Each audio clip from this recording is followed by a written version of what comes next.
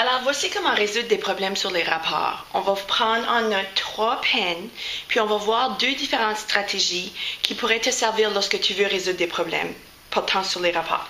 Alors, peine numéro 1, rapport équivalent. Des rapports équivalents sont au moins 2 rapports qui représentent la même comparaison. Alors ici, on a un exemple, 1 à 3. 1 est à 3, ce que 2 est à 6. Car lorsque je vois mon premier terme, je réalise que si je le multiplie par 2, si le multiplicateur est 2, ce que je fais au premier terme, je fais au deuxième terme, alors ça me donne un rapport équivalent, 2 à 6. Pour obtenir le rapport équivalent de 3 à 9, je peux faire multiplier par 3. Alors, 3 à 9. Ce sont des rapports équivalents. Si on utilise le même multiplicateur au premier et au deuxième terme, on peut obtenir des rapports équivalents. Peine numéro 2. Alors, on parle des termes lorsqu'on utilise les rapports. Alors, j'ai ajouté ici chiffre ou nombre qui représente une quantité dans un rapport. Alors, le premier terme, c'est ton 1. Ici, ton deuxième terme, c'est ton 3.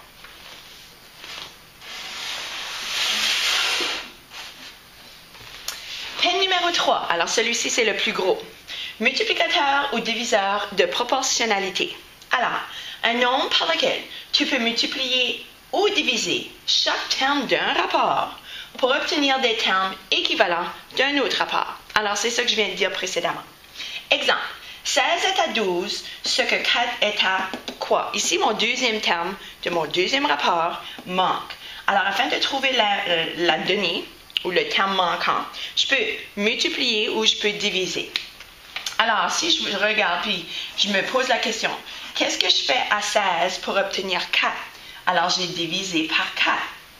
Divisé par 4 au premier terme, ce que je fais au premier terme, je fais au deuxième terme. Alors, 12 divisé par 4 me donne 3. Alors, 16 est à 12, ce que 4 est à 3.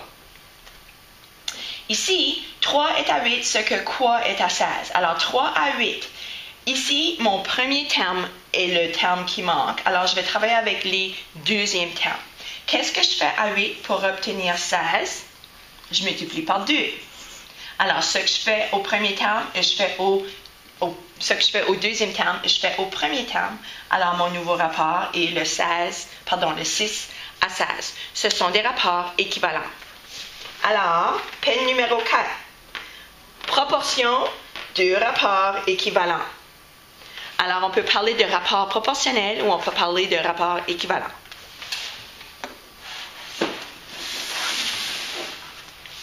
Pour vous donner un peu visuellement ce que ressemble un rapport, imaginons que dans ma salle de classe, j'ai 3 garçons et pour chaque garçon ou pour chaque 3 garçons, il y a aussi une fille. Alors, c'est comme si je dis, à chaque fois que j'ai 3 carrés, je vais obtenir un triangle. Ici, le rapport 6 à 2. C'est un rapport équivalent. Alors, à chaque fois que j'ai 3 carrés, j'ai un triangle. 3 carrés, un triangle. Alors, les rapports sont équivalents car 6 à 2, c'est ce qui est 3 à 1. Si je veux poursuivre, puis je veux indiquer 1, 2, 3 carrés, puis un triangle, 3 autres carrés, mettons, puis un triangle, puis trouver le prochain rapport équivalent, 3 carrés, aussi bien et aussi vite que je peux le faire, et un triangle. Alors, il suffit juste de comparer combien de carrés. J'ai 9 carrés à mes 3 triangles, 9 à 3.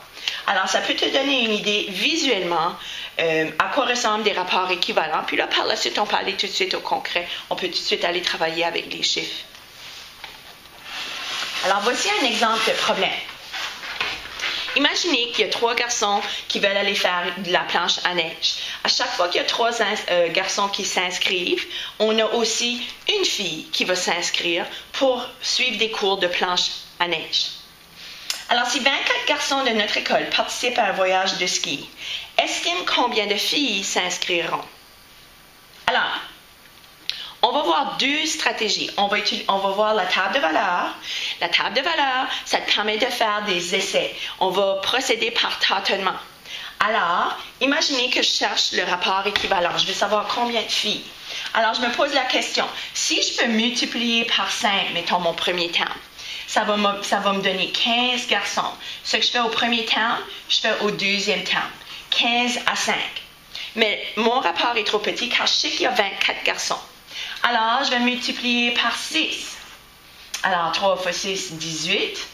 1 fois 6, 6. Pas assez. Je vais multiplier par 8. Je vais sauter. Je vais multiplier par 8. 3 fois 8, 24. 1 fois 8, 8. Alors ici, j'ai sauté une étape, mais si je procède par tâtonnement, c'est correct, car je devrais être en mesure de réaliser, de noter les multiplicateurs que j'utilise afin de trouver le bon rapport équivalent.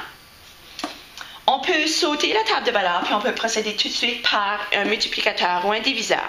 En d'autres mots, pour ceux qui connaissent bien leur table de multiplication, vont savoir, si j'ai 3 garçons et il y a une fille qui s'inscrive, combien de filles s'inscrivent si j'ai 24 garçons? Respectez l'ordre des termes. Si le 3 représente les garçons, je dois m'assurer que mon 24 est placé en premier. Alors, 3 à 1, 24 à... Alors, ici, tu peux tout de suite passer au multiplicateur. Je sais que j'ai multiplié par 8. Alors, je peux peut-être procéder plus rapidement. Mais il reste que les deux stratégies sont vraiment bonnes.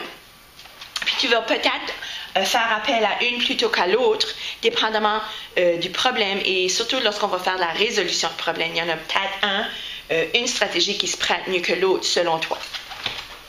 Alors, voici un petit devoir que je vous demande de faire. Alors, je veux que tu détermines le terme manquant de la proportion, de chaque proportion. Alors, 18 à 9 est égal à 8 à quoi? Puis, 15 à 25 est égal à 18 à quoi? Alors, tu procèdes avec la stratégie de ton choix, soit par tâtonnement ou avec multiplicateur ou diviseur. Mais je veux voir ton travail. Je ne veux pas tout simplement voir une boîte vide. Tu n'as pas le droit à la calculatrice non plus. Je veux voir ce que tu es capable de faire sans calculatrice. On s'en parle au prochain cours.